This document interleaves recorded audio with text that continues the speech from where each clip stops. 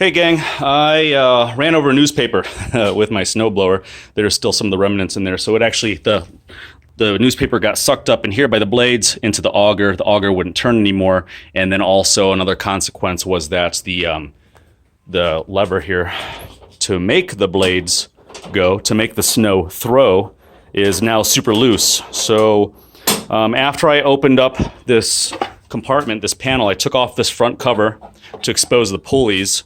And then what I found was that one of my belts completely snapped in half. So this belt went right here over the pulleys, down and in and around and all that.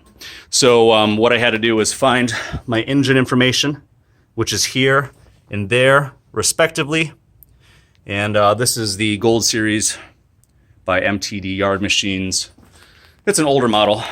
I have no idea how old it is. I bought it used. So anyway, it's a 5 horsepower, 24 inch with the 12-inch impeller, Gold Series, all that. So you're gonna have to find your model number for your engine and for your, for your snowblower, snow thrower.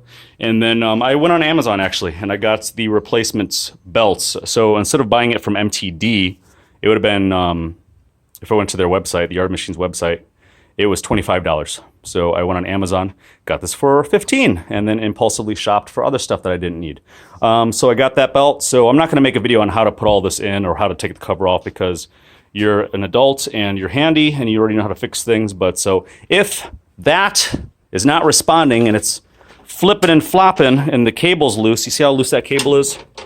It's likely that your pulleys aren't pulling down here.